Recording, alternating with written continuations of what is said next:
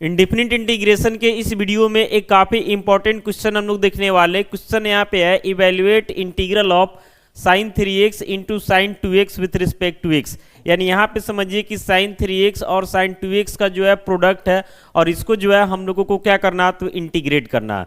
तो इसको इंटीग्रेट करने के लिए जो है ट्रिगोनोमेट्रिक आइडेंटिटीज यानी कि ट्रिगोनोमेट्री से रिलेटेड फॉर्मूला का यूज करना पड़ेगा ताकि इस प्रोडक्ट को जो है सम में कन्वर्ट किया जा सके, सम या डिफरेंस जो भी हो, समझ रहे ना। तो कहने का मतलब क्या है कि जैसे डिफरेंशिएशन रहता है तो उसमें ई इंटू भी का फॉर्मूला होता है, इंटीग्रेशन में भी ई इंटू भी का फॉर्मूला आता है बाई पार्ट से, लेकिन बाई पार्ट से जो है सभी क्वेश्चन को सॉल्व नहीं किया जाता, उसके लिए भी कुछ क्राइटेरिया सेट है। तो यहाँ पे जो sign 3x into sine 2x दिखाई दे रहा, इसको इंटीग्रेट करने के लिए जो है बाई पार्ट से नहीं हो सकता। तो इसको इंटीग्रेट करने के लिए हम लोग को कहीं ना कहीं ट्रिगोनोमेट्री का फॉर्मूला यूज करना होगा, उसके बाद ये स्प्लिट होगा और देन जाकर के इंटीग्रेट होगा। तो यहाँ पे ट्रिगो का जो फॉर्मूला यूज करेंगे, ये ध्यान से देखिएगा कि एक फॉर्मूला होता 2 साइन ए इंटू साइन बी।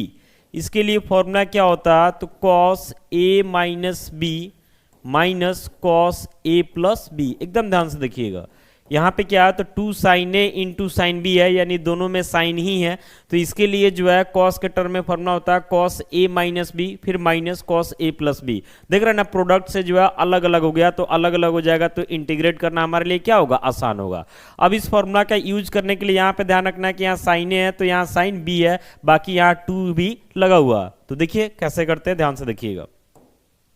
आते हैं इसका सोल्यूशन करते हैं। तो सबसे पहले हम सपोज कर लेंगे, मान लेते हैं कि i इक्वल टू हमारा क्या है, तो integral of sine 3x into sine 2x और विथ रिस्पेक्ट टू आपका क्या है, x है। इसमें 2 भी चाहिए हमको, तो 2 डालेंगे। तो 2 कैसे डालेंगे, डायरेक्ट तो एंट्री नहीं कर सकते हैं, तो यहाँ एक 1/2 लगा देंगे। फिर इंटीग्रल ऑफ यहाँ 2 लगा देंगे कि 2 साइन 3x इंटू क्या हो जाएगा, तो साइन 2x और विथ रिस्पेक्ट टू क्या हो जाएगा, x हो जाएगा। ध्यान से देखिएगा, जैसे यहाँ 1/2 लगा के 2 लगा दिए, 2 से 2 कट जाएगा, जैसा था वैसा फिर से आ जाएगा।